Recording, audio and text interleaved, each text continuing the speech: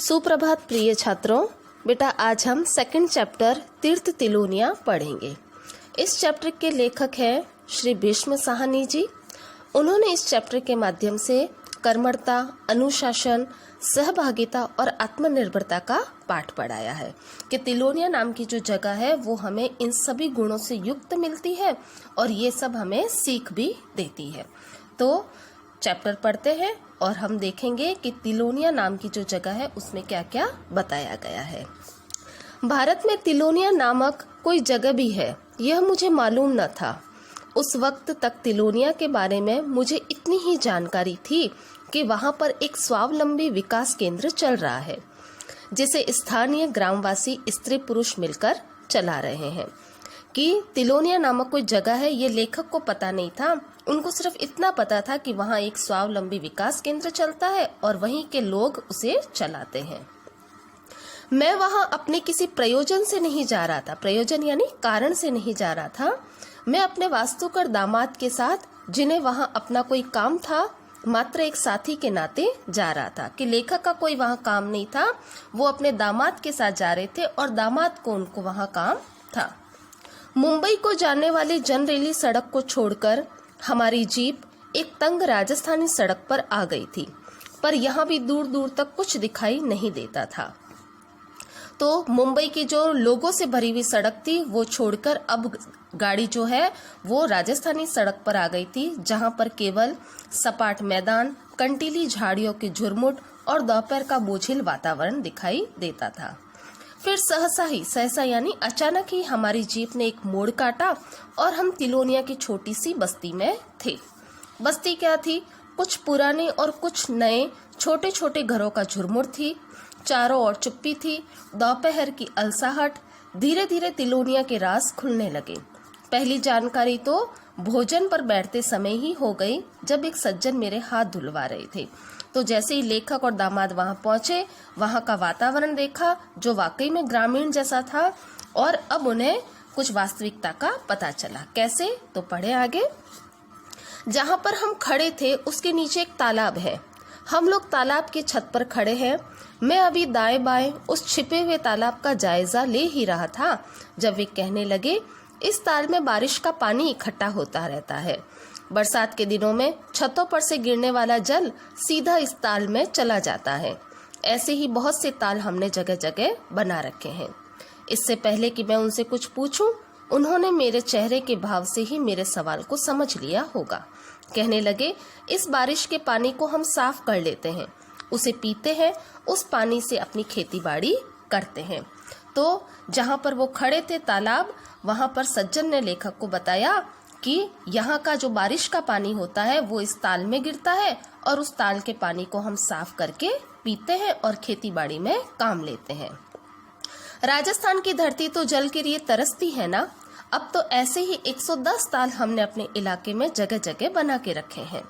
हमारे स्कूलों और सामुदायिक केंद्रों में जल संरक्षण व संग्रहण की व्यवस्था कर दी गई है। यहाँ तिलोनिया में जल के संरक्षण का प्रबंध बहुत पहले कर दिया गया था। तो सज्जन ने बताया कि वैसे भी राजस्थान में पानी की कमी रहती है, तो हमने ऐसे 110 ताल बना रखे हैं जहाँ से बारिश का पानी सीधा ताल में गिरता है और उसको हम प्यूरिफाई यानी साफ करके काम में लेते हैं। इस संस्थान की स्थापना कब हुई थी? मैंने पूछा। तो सज्जन ने बताया 1972 में। फिर कुछ याद करते हुए कहने लगे, यह वह जमाना था जब जगह जगह अनेक युवाजन आगे आकर ऐसा कुछ नया कर दिखाना चाहते थे जो देश के विकास के लिए हितकर हो। तो गांव के लोग चाहते थे कि कुछ ऐसा करे जो देश का विकास कर सके। अनेक स्थानों पर अपने अपने विचार के अनुसार अनेक प्रयोग किए गए। उनमें यह भी था। ऐसी मंडलियां मुख्यतः गांव को ही केंद्र में रखकर अपने प्रयोग करना चाहती थी और यह प्रयोग निश्चित रूप से सफल भी हुआ। वे बता रहे थे, वे यानी सज्जन व्यक्ति बता रहे थे कि इसका गठन बंकर राय नाम के एक सुशिक्षित व्यक्ति ने किया था। वे अपने साथ एक टाइपिस्ट और एक फोटोग्राफर को लेकर यहाँ आए थे। यही उनकी मंडली थी। मंडली मीन्स उनका ग्रुप था। यह 1972 की बात है। तो यहाँ पर जो इस गठन को बनाया था वो था बंकर राय नाम के एक सुशिक्षित व्यक्ति ने बनाया था। सरकार ने उन्होंने लीज पर 45 एकड़ सरकारी जमीन ली। साथ में तपेदिक के मरीजों के लिए किसी जमाने में बनाए गए सैनिटोरियम के 21 छोटे मोटे मकान थे। जमीन को 1 रुपया महीना के हिसाब से लीज पर लिया गया और संस्थान की स्थापना की गई। संस्थान का नाम था सामाजिक कार्य तथा शोध संस्थान। उन दिनों तिलोनिया गांव की आबादी 2000 रही होगी। तो सज्जन व्यक्ति ने बनाया कि सरकार ने से उन्होंने 45 एकड़ सरकारी जमीन लीज पर ली थी और वहां पर उन्होंने ये सामाजिक कार्य शोध संस्थान बनाया। वे सज्जन अपने प्रयासों की चर्चा कर रहे थे और मुझे बार बार गांधी जी के कथन याद आ रहे थे। मैंने गांधी जी का जिक्र किया तो वे बड़े उत्साह से बोले, आपने ठीक ही कहा है, यह संस्थान गांधी जी की मान्यताओं के अनुरूप चलता है। सादापन, कर्मठता, अनुशासन, सहभागिता और आत्मनिर्भरता, यहाँ सभी निर्णय मिल बैठकर किए जाते हैं।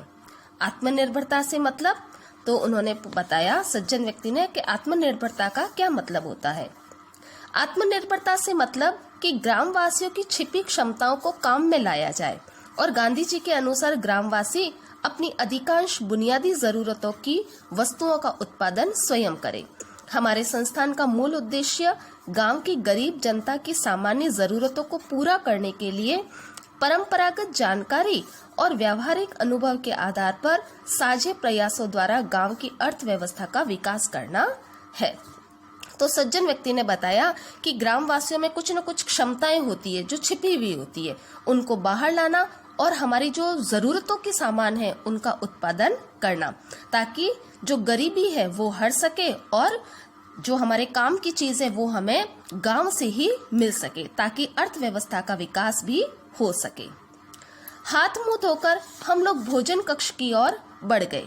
अब जो लेखक और उनकी जो दामाद थे वो हाथ मुंह धोकर भोजन कक्ष की ओर बढ़े। बरामदे में ही एक और पानी के बहुत से नल लगे थे। ये किस काम के लिए? लेखक ने पूछा। तो मैंने पूछा तो वे सज्जन हंस दिए। जो गांव के जो सज्जन व्यक्ति उन वे हंस के बोले कि भोजन कक्ष में बैठने वाले लोग भोजन करने के बाद अपने बर्तन यहीं साफ करते हैं, यहाँ नौकर चाकर नहीं होते। तो जब लेखक ने पूछा कि ये नल यहाँ किस लिए, तो सज्जन व्यक्ति ने बोला कि यहाँ खाना खाने के बाद लोग अपने अपने बर्तन यहीं पर ही साफ करते हैं, क्योंकि यहाँ कोई नौकर चाकर नहीं होते। भोजन कक्ष में अनेक पुरुष स्त्रियां बैठे भोजन कर रहे थे। बड़े आनंद से भोजन किया। पास बैठे लोगों की भाषा तो समझ में नहीं आती थी, पर उनके लहजों में अपनापन झलकता था। भोजन के बाद हमने भी बर्तन धोए और ठिकाने पर रखे।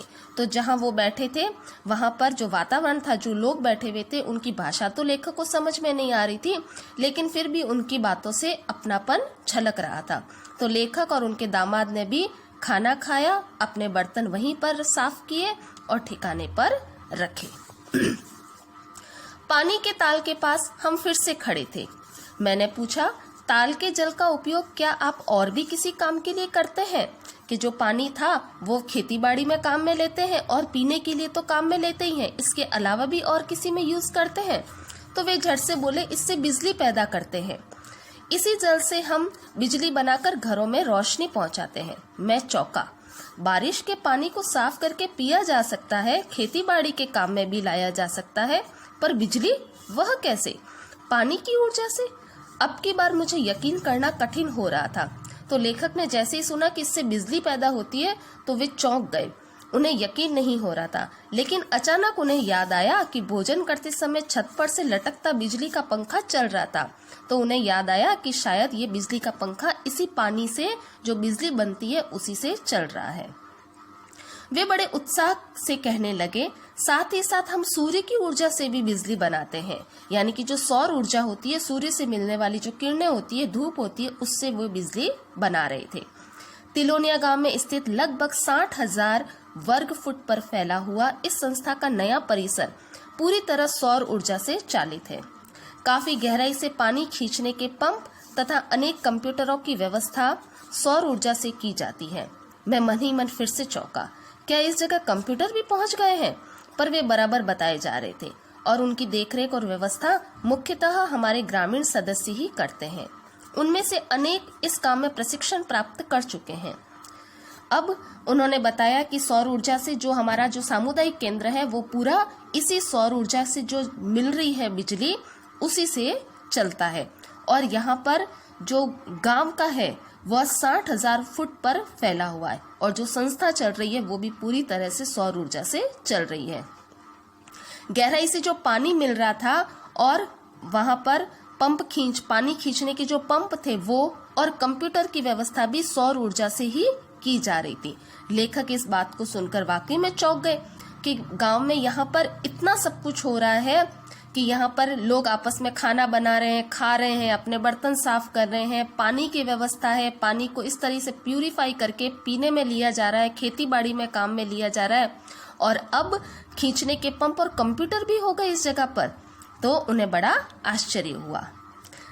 सज्जन व्यक्ति ने कहा कि अब हमारी रात्रि पाठशालाओं में सौर ऊर्जा से ही रोशनी मिलती है, कि जो रात को जो क्लास लगती है, पाठशाला लगती है, उसमें भी सौर ऊर्जा से ही बिजली मिल रही है।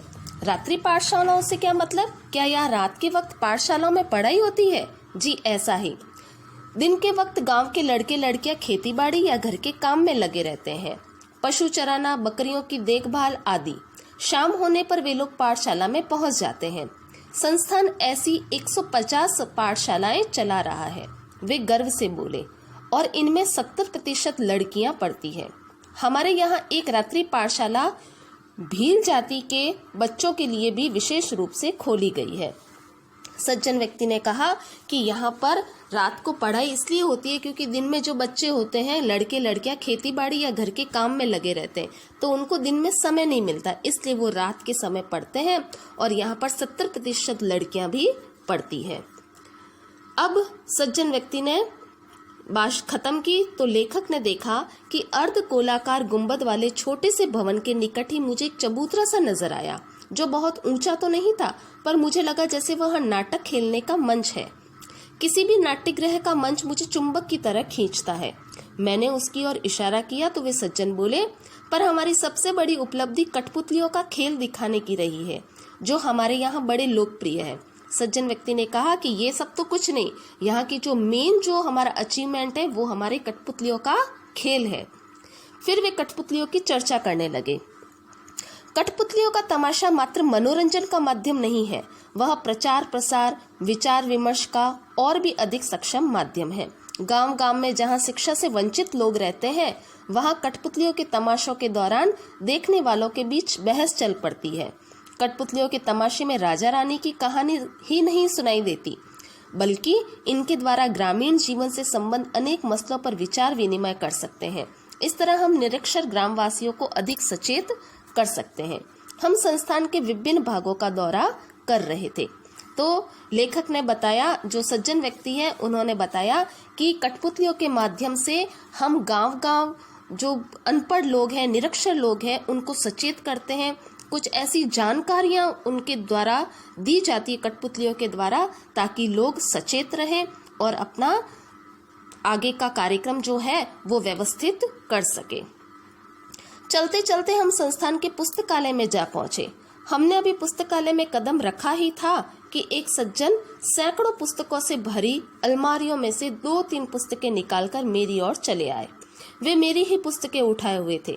मुझे निश्चय ही बड़ा सुखद आश्चर्य हुआ और पुस्तकों को देखकर लगता था कि कुछ पाठकों ने इन्हें पढ़ा भी है।